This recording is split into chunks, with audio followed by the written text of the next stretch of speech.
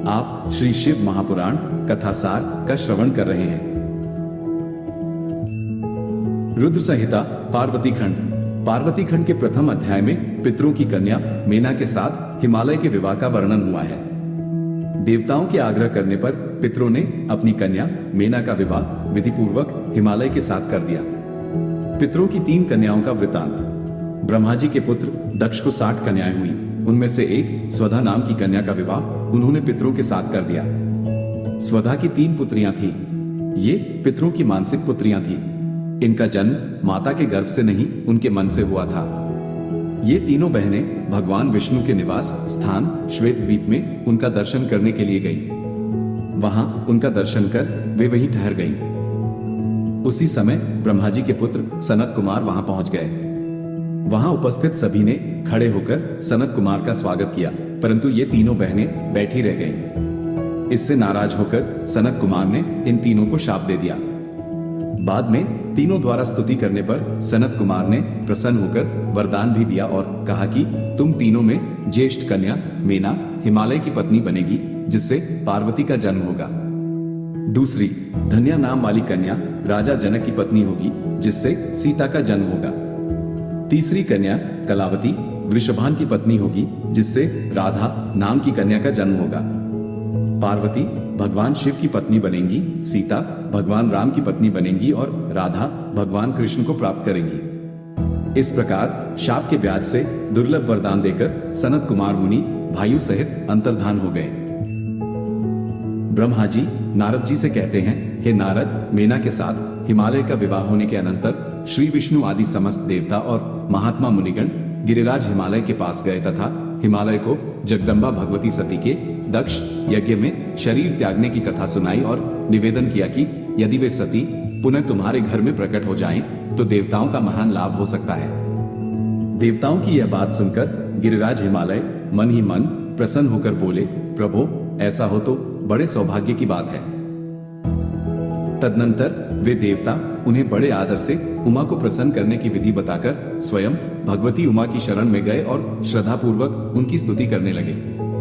देवताओं के इस प्रकार स्तुति करने पर जगतजननी देवी दुर्गा उनके सामने प्रकट हो गईं। देवताओं ने निवेदन किया, भगवती शिवे, आप भूतल पर अवतीर्ण होकर पुनः रुद्रदेव की पत्नी बने और यथायोग्य ऐसी लीला करें जिससे देवताओं का मनोरथ पूर्ण हो जाए। हे देवी, इससे कैलाश पर्वत पर निवास करने वाले रुद्रदेव भी सुखी होंगे। आप ऐसी कृपा करें जिससे सब सुखी हो जाएं और सबका सारा दुख नष्ट हो जाए। भक्तवत्सला दयामयी उमा देवी विष्णु आदि सभी देवताओं को संबोधित करके प्रसन्नता पूर्वक बोली, हे देवताओं तथा मुनियों, आप सब अपने अपने स्थान को जाएं। मैं अवतार लेकर मेना की पुत्री होकर रुद्रदेव की पत्नी बनूंगी। ये मेरा अत्यंत गुप्त मत है। ये कहकर जगदम्बा अदृश्य हो गई और तुरंत अपने लोक में चली गई। जगदम्बा का मेना एवं हिमाचल को वरदान। इधर गिरिराज हिमाचल एवं मेना दोनों दंपति ने भगवती जगदम्बा को प्रसन्न करने के लिए तपस्या आरंभ की। उनकी तपस्या से प्रसन्न होकर भगवती उमा देवी ने प्रत्यक्ष दर्शन देकर प्रसन्नता पूर्वक मेना से मनोभिलषित वर मांगने का आग्रह किया। मेना ने कहा, जगदम्बिके, यदि मैं वर पाने के योग्य हूं तो मुझे 100 पुत्र हूं। उन पुत्रों के पश्चात मेरे एक पुत्री हो। शिवे, आप ही देवताओं का कार्य सिद्ध करने के लिए मेरी पुत्री तथा रुद्रदेव की पत्नी बने और तदनुसार लीला करें। मेना की बात सुनकर प्रसन्न हृदया देवी ने उनके मनोरथ को पूर्ण करने का वरदान दिया और कहा कि मैं स्वयं तुम्हारे यहाँ पुत्री के रूप में उत्पन्न होकर देवताओं का समस्त कार्य सिद्ध करूंगी। ऐसा कहकर जगधात्री परमेश्वरी शिवा अदृश्य हो गई। ब्रह्मा जी कहते हैं कि हे नारद, तदनंतर मेना और हिमालय कन्या प्राप्ति के निमित्त भगवती उमा की उपासना करने लगे। कुछ समय बाद भगवती जगदम्बा जन्म लेकर मेना के समक्ष अपने स्वरूप में प्रकट हो गई। उसी क्षण विष्णु आदि सब देवता वहां आए और जगदम्बा का दर्शन कर उन्होंने उनका स्तवन किया। जब देवता लोग स्तुति करके चले गए तो देवी के उस दिव्य रूप का दर्शन करके मेना को ज्ञान प्राप्त हो गया। मेना ने प्रार्थना की कि हे महेश्वरी, आप कृपा करें, इसी रूप में मेरे ध्यान में स्थित हो जाएं। साथ ही मेरी पुत्री के अनुरूप प्रत्यक्ष दर्शनीय रूप धारण करें। ब्रह्मा जी कहते हैं, नारद, मेना के समक्ष वह कन्या लौकिक गति का आश्रय लेकर रोने लगी। उसका मनोहर रुदन सुनकर सब लोग प्रसन्न होकर उसके पास पहुंच गए। देवी शिवा दिनों दिन आनंद पूर्वक बढ़ने लगी। देवर्षि नारद द्वारा बालिका पार्वती के भविष्य की बात बताना। एक समय की बात है, नारद जी हिमाचल के घर गए। गिरिराज हिमालय ने उन्हें प्रणाम करके उनकी पूजा की और अपनी पुत्री को बुलाकर उनके चरणों में प्रणाम कराया तथा नारद जी से निवेदन किया कि मेरी पुत्री की जन्म कुंडली में जो गुण दोष हों उन्हें बताइए। मेरी बेटी किसकी सौभाग्यवती प्रिय पत्नी होगी? नारद जी ने शिवा की हस्तरेखा देखकर बताया, शैलराज और मेना ये कन्या समस्त शुभ लक्षणों से युक्त है। अपने पति के लिए सुखदायिनी और माता पिता की कीर्ति बढ़ाने वाली होगी। हे गिरिराज, तुम्हारी पुत्री के हाथ में सब उत्तम लक्षण ही विद्यमान है। केवल एक रेखा विलक्षण है, जिसके अनुसार इसका पति ऐसा होगा जो योगी, नंग, धड़ंग रहने वाला, निर्गुण और निष्काम होगा। उसके न मां होगी न बाप। उसको मान सम्मान का भी कोई ख्याल नहीं रहेगा और वह सदा अमंगल वेश धारण करेगा। नारद की इन बातों को सुनकर मेना और हिमाचल दोनों अत्यंत दुखित हुए, परंतु जगदम्बा शिवा नारद के वचन को सुनकर अपने भावी पति को शिव मानकर मन ही मन हर्ष से खिल उठी। हिमवान ने कहा, मुने, मैं अपनी पुत्री को उससे बचाने के लिए क्या उपाय करूं? नारद जी ने उन्हें सब प्रकार से सांत्वना दी और कहा कि ये सारे लक्षण भगवान शिव में घटते हैं। तुम्हें ये कन्या भगवान शंकर के सिवा दूसरे किसी को नहीं देनी चाहिए। नारद ने गिरिराज को शिव की पूर्व पत्नी सती का आख्यान सुनाया और कहा कि सती ही फिर तुम्हारे घर में उत्पन्न हुई है। तुम्हारी पुत्री साक्षात जगदम्बा शिवा है। ये पार्वती भगवान हर की पत्नी होगी, इसमें संशय नहीं है। कुछ समय व्यतीत होने पर मेना ने हिमवान से पार्वती के लिए सुंदर वर खोजने का अनुरोध किया। हिमवान ने मेना को समझाया कि शिव ही पार्वती के लिए योग्य वर हैं, परंतु उन्हें प्राप्त करने के लिए पार्वती को तपस्या करने की प्रेरणा देनी चाहिए। हिमवान की बात से संतुष्ट होकर मेना पार्वती के पास गई, परंतु वह तपस्या की बात पार्वती से कहने में संकोच करने लगी। उसी समय पार्वती ने स्वयं अपने एक स्वप्न की बात माता से बताई और कहा कि आज स्वप्न में एक दयालु तपस्वी ब्राह्मण ने मुझे शिव को प्राप्त करने के लिए उत्तम तपस्या करने का उपदेश दिया है। ये सुनकर मीना ने वहां शीघ्र अपने पति को बुलाकर पुत्री के देखे हुए उस स्वप्न को बताया। ये सुनकर गिरिराज बड़े प्रसन्न हुए। हिमवान द्वारा पुत्री पार्वती को शिव की सेवा में रखना। ब्रह्मा जी बोले, हिमालय की वह लोक पूजित पुत्री पार्वती उनके घर में बढ़ती हुई 8 वर्ष की हो गई। उसी समय शंभू ने अपने मन को एकाग्र करने के लिए हिमालय के गंगावतार नामक उत्तम शिखर पर तपस्या आरंभ की।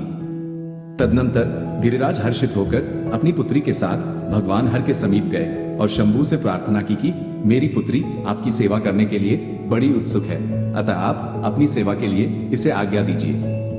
शंभू बोले, हे शैलराज, वेदों के पारगामी विद्वानों ने स्त्री को माया रूपा कहा है, उसमें भी विशेष रूप से युवती स्त्री तो तपस्वियों के लिए विघ्नकारिणी होती है। उनके संग से शीघ्र ही विषय वासना उत्पन्न हो जाती है, वैराग्य नष्ट हो जाता है। अतः हे शैल, तपस्वियों को स्त्रियों का संग नहीं करना चाहिए। ब्रह्मा जी बोले, हे देवर्षि, उन शंभू का ये स्पृहा रहित निष्ठुर वचन सुनकर हिमालय विस्मय में पड़ गए। अपने पिता गिरिराज को आश्चर्य में पड़ा देखकर भवानी ने शिव जी को प्रणाम कर उनसे कहा, हे शंभो, आप तप की शक्ति से संपन्न होकर ही महातपस्या कर रहे हैं। सभी कर्मों को करने वाली उस शक्ति को ही प्रकृति जानना चाहिए, उसी के द्वारा सबका सृजन, पालन और संहार होता है। हे शंकर, यदि आप प्रकृति से परे हैं तो मेरे समीप रहने पर भी आपको डरना नहीं चाहिए। पार्वती के वचनों से प्रभावित होकर भगवान शंकर ने हिमालय की पुत्री को अपने पास रहकर सेवा करने के लिए स्वीकार कर लिया। भगवती पार्वती शिव की सेवा में पूर्ण रूप से तत्पर हो गई तथा महायोगीश्वर भगवान शिव शीघ्र ही अपने ध्यान में निमग्न हो गए। तारकासुर का आख्यान। उसी समय महापराक्रमी तारकासुर से अत्यंत पीड़ित इंद्र आदि देवताओं तथा मुनियों ने उन रुद्र के साथ भगवती काली का काम भाव से योग कराने के लिए ब्रह्मा जी की आज्ञा से कामदेव को आदरपूर्वक वहां भेजा। कामदेव ने वहां जाकर अपने समस्त उपाय लगाए, परंतु शिव कुछ भी विक्षुब्ध नहीं हुए और उन्होंने उसे भस्म कर दिया। आगे के अध्यायों में नारद जी के पूछने पर ब्रह्मा जी तारकासुर की उत्पत्ति तथा शंकर जी द्वारा कामदेव को भस्म करने एवं अनुग्रह करने की कथा का विस्तार से वर्णन करते हैं, जिसका संक्षेप इस प्रकार है। कश्यप की सबसे बड़ी पत्नी दिति थी, उसके 2 पुत्र हिरण्याक्ष एवं हिरण्यकशिपु हुए। भगवान विष्णु ने वराह एवं नरसिंह रूप धारण कर उन दोनों का वध किया। तत्पश्चात देवगण निर्भय एवं सुखी रहने लगे। इससे दिति दुखी हुई और वह कश्यप की शरण में गई तथा उनकी सेवा कर पुनः गर्भ धारण किया। देवराज इंद्र ने अवसर पाकर उसके गर्भ में प्रविष्ट होकर उसके गर्भ के टुकड़े टुकड़े कर दिए। उसके गर्भ से 49 पुत्र उत्पन्न हुए। वे सभी पुत्र मरुत नाम के देवता हुए और स्वर्ग को चले गए। दिति ने पुनः तपस्या कर गर्भ धारण किया और देवताओं के समान बलवान वज्रांग नाम के पुत्र को जन्म दिया। वो जन्म से महाप्रतापी और बलवान था। वरांगी उसकी पत्नी थी। इनसे एक महाप्रतापी असुर का जन्म हुआ जिसका नाम तारकासुर रखा गया। तारकासुर ने अपनी माता से आज्ञा प्राप्त कर घोर तपस्या प्रारंभ कर दी। उसकी तपस्या से प्रसन्न होकर ब्रह्मा जी वर देने को प्रकट हुए। तारकासुर ने ब्रह्मा जी से वर मांगते हुए कहा, हे महाप्रभु, आपके बनाए हुए इस समस्त लोक में कोई भी पुरुष मेरे समान बलवान न हो और शिव जी के वीर्य से उत्पन्न हुआ पुत्र देवताओं का सेनापति बनकर जब मेरे ऊपर शस्त्र प्रहार करे तब मेरी मृत्यु हो। इसके अनंतर वो दुरात्मा असुर तीनों लोकों को अपने अधीन कर स्वयं इंद्र बन बैठा। उससे पीड़ित हुए समस्त इंद्र आदि देवगण अनाथ तथा अत्यंत व्याकुल होकर ब्रह्मा के पास आए। ब्रह्मा जी से प्रार्थना कर उन्होंने अपना कष्ट सुनाया। ब्रह्मा जी ने कहा, हे देवताओं, मेरे वरदान से ही वो असुर इतना बलवान हुआ है। अब उसे मारने का एक ही उपाय है कि हिमवान की पुत्री पार्वती से भगवान शंकर का विवाह संपन्न हो जाए। भगवान शंकर तपस्या में लीन हैं, किसी प्रकार उनकी तपस्या भंग हो जाए एवं वे सकाम होकर शिवा की अभिलाषा करें, ऐसा उपाय करना चाहिए। काम दहन। तारकासुर से अत्यंत पीड़ित हुए इंद्र ने कामदेव का स्मरण किया तथा उससे मित्रवत निवेदन किया, हे काम, इस प्रकार का उपाय करना चाहिए जिससे कि चित्त को वश में रखने वाले शिव की अभिरुचि पार्वती में हो जाए। कामदेव ने इंद्र के वचन को स्वीकार करते हुए उन्हें पूरी तरह आश्वस्त किया। इसके अनंतर वह अपनी पत्नी रति तथा मित्र वसंत को साथ लेकर शिव जी के पास पहुंच गया। कामदेव ने भगवान शंकर पर अपने सभी अमोघ अस्त्रों का प्रयोग किया, परंतु भगवान शिव पर उसके अस्त्रों का कोई प्रभाव नहीं पड़ा और उनके ललाट के मध्य भाग में स्थित तीसरे नेत्र से क्रोधाग्नि प्रकट हुई, जिससे कामदेव जलकर भस्म हो गया। कामदेव के भस्म हो जाने पर रति अत्यंत दुखी होकर विलाप करने लगी। रति का दुख देखकर देवतागण भगवान शिव से अत्यंत कातर होकर उसका दुख दूर करने की प्रार्थना करने लगे। देवताओं की प्रार्थना से प्रसन्न होकर शिव जी ने वरदान देते हुए कहा, रति का शक्तिशाली पति तभी तक अनंग रहेगा जब तक श्री कृष्ण का धरती पर अवतार नहीं हो जाता। श्री कृष्ण के द्वारा रुक्मिणी के गर्भ से प्रद्युम्न नाम का पुत्र होगा, वही काम के रूप में रति का पति बनेगा। इस प्रकार कहकर रुद्रदेव अंतर्धान हो गए और सभी देवता भी प्रसन्न हो गए। कामदेव को भस्म करके महादेव जी के अंतर्धान हो जाने पर उनके विरह से पार्वती अत्यंत व्याकुल हो गई। उन्हें कहीं भी शांति नहीं मिल रही थी। पिता के घर जाकर जब वे अपनी माता से मिली, उस समय पार्वती ने अपना नया जन्म हुआ माना। नारद जी द्वारा पार्वती को पंचाक्षर मंत्र का उपदेश। एक दिन इंद्र की प्रेरणा से इच्छानुसार घूमते हुए नारद जी हिमालय पर्वत पर पहुंचे। हिमवान ने उनका सत्कार किया और अपनी कन्या के चरित्र का पूरा वर्णन सुनाया। नारद जी गिरिराज से भगवान शिव का भजन करो, ऐसा कहकर वहां से विदा हुए। वहां से वे भगवती काली के पास आ गए और उन्हें संबोधित करके उनके लिए हितकारी वचन कहने लगे, हे शिवे, तुम्हारे स्वामी महेश्वर विरक्त और महायोगी हैं। उन्होंने कामदेव को जलाकर तुम्हें सकुशल छोड़ दिया है, इसलिए तुम उत्तम तपस्या में निरत हो, चिरकाल तक महेश्वर की आराधना करो। तपस्या के द्वारा संस्कारयुक्त हो जाने पर रुद्रदेव तुम्हें अपनी भार्या अवश्य बनाएंगे और तुम भी कभी कल्याणकारी शंभू का परित्याग नहीं करोगी। शिवा ने नारद जी से कहा, हे मुने, रुद्रदेव की आराधना के लिए मुझे किसी मंत्र का उपदेश कीजिए। ब्रह्मा जी बोले, हे नारद, पार्वती का यह वचन सुनकर आपने पंचाक्षर मंत्र नमः शिवाय का उन्हें विधिपूर्वक उपदेश देते हुए कहा, यह मंत्रराज सब मंत्रों का राजा, मनोवांछित फल प्रदान करने वाला, शंकर को बहुत ही प्रिय तथा साधक को भोग और मोक्ष देने वाला है। हे शिवे, नियमों में तत्पर रहकर उनके स्वरूप का चिंतन करती हुई तुम पंचाक्षर मंत्र का जप करो, इससे शिवजी शीघ्र ही संतुष्ट होंगे। अपने माता पिता से किसी प्रकार आज्ञा प्राप्त कर भगवती पार्वती तपस्या में संलग्न हो गई और पंचाक्षर मंत्र के जप में रत होकर तप करती हुई वे भगवान शंकर का ध्यान करने लगी। इस प्रकार तप और महेश्वर का चिंतन करती हुई उन काली ने 3000 वर्ष उस तपोवन में बिता दिए। उनकी कठोर तपस्या से ये संपूर्ण चराचर जगत संतप्त होने लगा। देवतागणों ने ब्रह्मा जी के पास पहुंचकर निवेदन किया, हे विभो, इस समय ये सारी सृष्टि क्यों जल रही है, इसका कारण ज्ञात नहीं हो पा रहा है। ब्रह्मा जी कहते हैं, तब मैं भगवान विष्णु से निवेदन करने के लिए उन सभी के साथ शीघ्र ही क्षीर सागर गया और उनसे सारी स्थिति का वर्णन किया। विष्णु जी बोले, मैंने सारा कारण जान लिया है। आप सब लोग पार्वती की तपस्या से संतप्त हो रहे हैं, अतः मैं आप लोगों के साथ अभी परमेश्वर के पास चल रहा हूं। शंकर द्वारा विवाह की स्वीकृति। इसके अनंतर ब्रह्मा एवं विष्णु सहित सभी देवता पार्वती के तप की प्रशंसा करते हुए वहां गए जहां वृषध्वज महादेव थे। उन सब ने शिव जी को प्रणाम कर उनकी स्तुति की।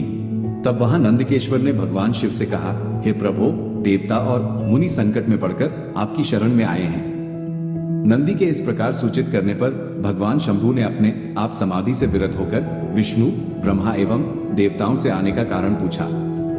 भगवान विष्णु ने कहा, शंभो, तारकासुर ने देवताओं को महान कष्ट प्रदान किया है, यही बताने के लिए सब देवता यहाँ आए हैं। भगवान, आपके औरस पुत्र से तारक दैत्य मारा जा सकेगा और किसी प्रकार से नहीं। आप कृपा कर गिरिराज हिमवान की पुत्री गिरिजा का पाणी ग्रहण करें। श्री विष्णु का यह वचन सुनकर भगवान शंकर ने ब्रह्मा, विष्णु, देवताओं तथा मुनियों को निष्काम धर्म का उपदेश दिया। तदनंतर भगवान शंभु पुनः ध्यान में निमग्न हो गए। परमेश्वर शिव को ध्यान मग्न देखकर उन्होंने नंदी की सहमति ली। नंदी ने पुनः दीन भाव से स्तुति करने के लिए कहा। वे सभी देवगण दीन भाव से पुनः स्तुति करने लगे। भगवान विष्णु ने पुनः निवेदन किया, सुखदायक भगवान शंकर, हम सब देवताओं को तारकासुर से अनेक प्रकार का कष्ट प्राप्त हो रहा है। आपके लिए ही देवताओं ने गिरिराज हिमालय से शिवा की उत्पत्ति कराई है। शिवा के गर्भ से आपके द्वारा जो पुत्र उत्पन्न होगा उसी से तारकासुर की मृत्यु होगी, दूसरे किसी उपाय से नहीं। नारद जी की आज्ञा से पार्वती कठोर तपस्या कर रही हैं। उनके तेज से समस्त त्रिलोकी आच्छादित हो गई है, इसलिए परमेश्वर शिवा को स्वीकार कर सबका दुख मिटाइए। शंकर, मेरे तथा देवताओं के हृदय में आपके विवाह का उत्सव देखने के लिए बड़ा भारी उत्साह है, अतः आप यथोचित रीति से विवाह कीजिए। ब्रह्मा जी कहते हैं, नारद, ऐसा कहकर उन्हें प्रणाम करके विष्णु आदि देवता और महर्षियों ने पुनः उनकी स्तुति की। भक्तों के अधीन रहने वाले भगवान शंकर ने विवाह का तर्क और युक्तिपूर्वक निषेध वचन कहा, परंतु साथ ही यह भी कहा कि जब भक्तों पर कहीं कोई विपत्ति आती है तब मैं तत्काल उनके सारे कष्ट हर लेता हूँ। तारकासुर से तुम सब लोगों को जो दुख प्राप्त हुआ है उसे मैं जानता हूँ, उसका मैं निवारण करूंगा। यद्यपि मेरे मन में विवाह करने की कोई रुचि नहीं है, तथापि मैं पुत्रोत्पादन के लिए गिरिजा के साथ विवाह करूंगा। तुम सब देवता अब निर्भय होकर अपने अपने घर जाओ, मैं तुम्हारा कार्य सिद्ध करूंगा। सप्तर्षियों द्वारा पार्वती के तप की परीक्षा। देवताओं के चले जाने पर पार्वती के तप की परीक्षा के लिए भगवान शंकर समाधिस्थ हो गए। उन दिनों पार्वती देवी बड़ी भारी तपस्या कर रही थी। उस तपस्या से रुद्रदेव भी बड़े विस्मय में पड़ गए। भक्ताधीन होने के कारण वे समाधि से विचलित हो गए। सृष्टिकर्ता हर ने वशिष्ठ आदि सप्तर्षियों का स्मरण किया। उनके स्मरण करते ही वे सातों ऋषि वहां शीघ्र ही आ पहुंचे। भगवान शिव ने प्रसन्नता पूर्वक कहा, गिरिराज कुमारी देवेश्वरी पार्वती इस समय गौरी शिखर नामक पर्वत पर तपस्या कर रही हैं। मुझे पति रूप में प्राप्त करना ही उनकी तपस्या का उद्देश्य है। मुनीश्वरों, तुम लोग मेरी आज्ञा से वहां जाओ और उनकी दृढ़ता की परीक्षा करो। भगवान शंकर की यह आज्ञा पाकर वे सातों ऋषि तुरंत ही उस स्थान पर जा पहुंचे जहां पार्वती तपस्या कर रही थी। सप्तर्षियों द्वारा तपस्या का कारण पूछने पर पार्वती ने संकोचपूर्वक बताया कि वे भगवान सदाशिव को पति रूप में चाहती हैं। नारद जी के आज्ञानुसार वे उन्हें प्राप्त करने के लिए कठोर तप कर रही हैं। नारद जी का नाम सुनकर वे सप्तर्षि छलपूर्वक मिथ्या वचन कहने लगे। पहले उन्होंने नारद की निंदा की और कई प्रकार के उदाहरण देकर कहा कि नारद ने आज तक किसी का घर नहीं बसाया, वो तो घर फोड़ने वाला है। इसके अनंतर भगवान शिव के अमंगल वेश आदि का वर्णन करते हुए पार्वती को उनसे विरत करने का प्रयास किया और विष्णु की प्रशंसा करते हुए उनसे विवाह करने का प्रस्ताव रखा, परंतु पार्वती ने इसे स्वीकार नहीं किया।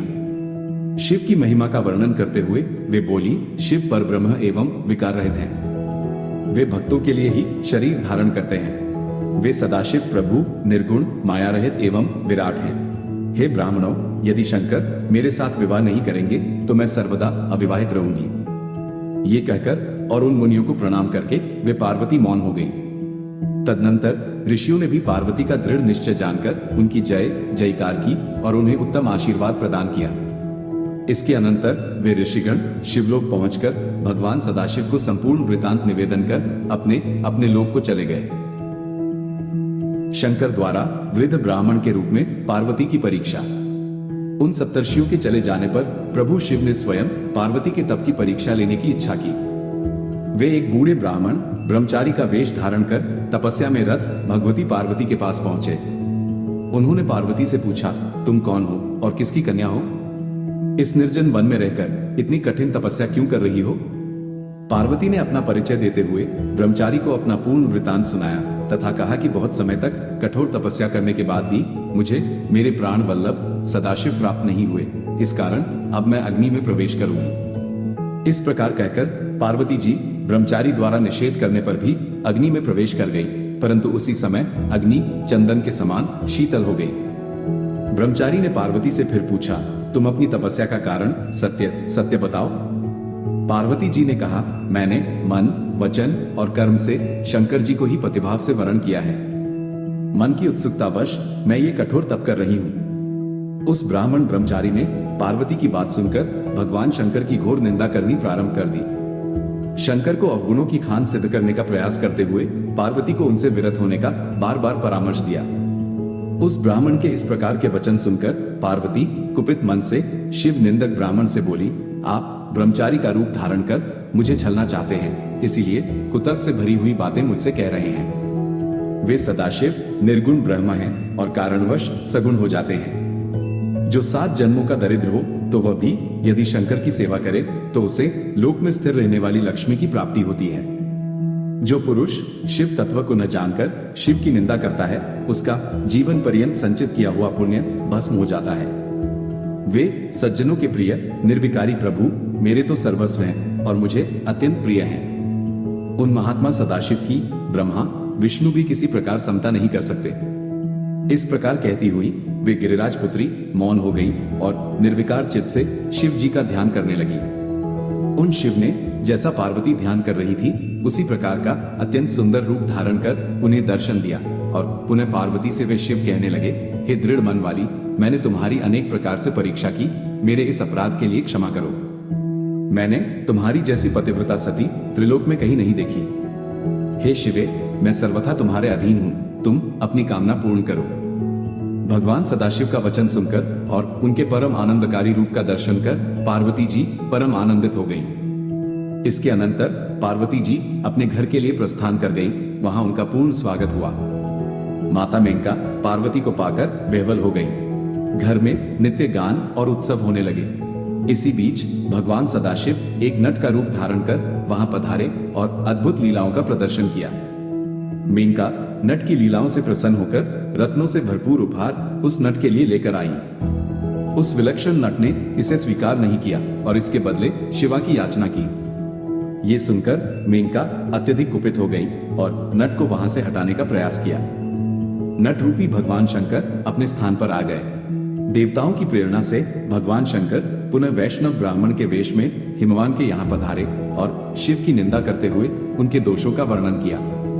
इसे सुनकर मेनका अत्यधिक दुखित हुई और वे पार्वती का विवाह शिव से करने के लिए किसी प्रकार तैयार नहीं हुई। इधर भगवान शिव को इस बात का पता लगा तो उन्होंने अरुंधति सहित सप्तर्षियों को बुलाया तथा मेनका के पास जाकर उन्हें समझाने की आज्ञा दी। अरुंधति सहित सप्तर्षियों ने शिव की आज्ञा से हिमवान के यहाँ पहुंचकर उन्हें समझाने का प्रयास किया। हिमवान ने कहा कि एक वैष्णव वेशधारी ब्राह्मण ने आकर मेनका के समक्ष शिव के दोषों का वर्णन करते हुए उनकी अत्यधिक निंदा की। इसे सुनकर मेना नाराज होकर कोप भवन में चली गई है। सप्तर्षियों ने अरुंधति को मेना के पास भेजा। अरुंधति को देखकर मेना उठ खड़ी हुई। अरुंधति ने भगवान सदाशिव की कई प्रकार से प्रशंसा करते हुए मेना को समझाया। अंततोगत्वा मेना और हिमवान भगवान शिव के साथ पार्वती का विवाह करने को राजी हो गए। शिव पार्वती के विवाह की तैयारी। सप्तर्षियों ने भगवान शंकर के पास जाकर उन्हें ये समाचार विस्तार पूर्वक सुनाकर अनुरोध किया कि वेदोक्त विधि से पार्वती का पाणी ग्रहण कीजिए। उधर हिमवान ने विवाह की तैयारियां प्रारंभ कर दी और विश्वकर्मा के द्वारा बारातियों के लिए कृत्रिम आवास का निर्माण एवं सजावट आदि कराई। इधर शिव जी के पास लग्न पत्रिका भेजी गई, जिसे पढ़कर वे अत्यंत आनंदित हुए और नारद जी के द्वारा सभी देवताओं, मुनियों, सिद्धों को तथा अन्य लोगों को विवाह में सम्मिलित होने के लिए निमंत्रण भेजा। तदनंतर समस्त देवता, यक्ष, दानव, नाग, पक्षी, अप्सरा आदि विवाह उत्सव में सम्मिलित होने के लिए पधारे। भगवान विष्णु के अनुरोध करने पर भगवान सदाशिव ने पूजन आदि का सब कार्य वेदोक्त विधि से संपन्न किया। तदनंतर सबके साथ नंदी आदि अपने सब गणों को साथ लेकर हिमाचलपुरी की ओर प्रस्थान कर गए। शिव बारात का वर्णन। भगवान शिव की बारात विलक्षण थी।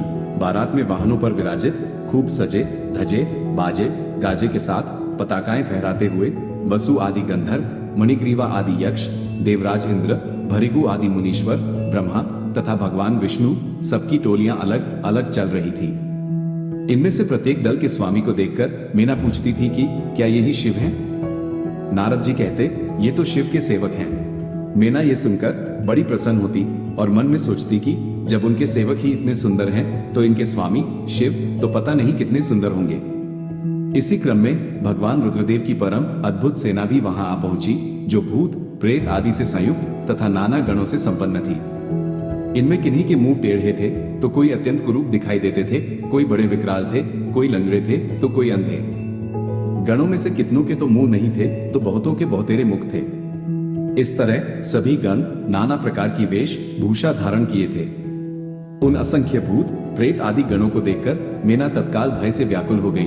उन्हीं के बीच में भगवान शंकर भी थे।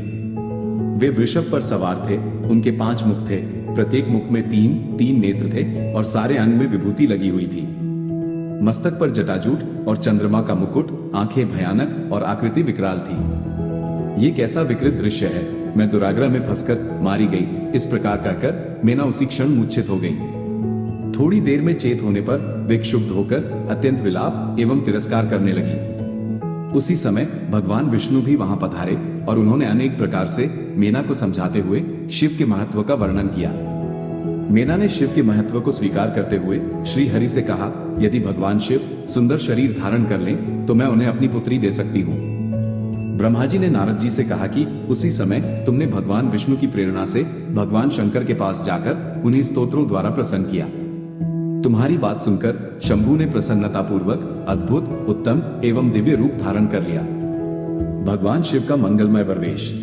भगवान शंभु का वह स्वरूप कामदेव से भी अधिक सुंदर और लावण्य का परम आश्रय था। उस स्वरूप का दर्शन कर शैलराज की पत्नी मीना आश्चर्यचकित हो गई।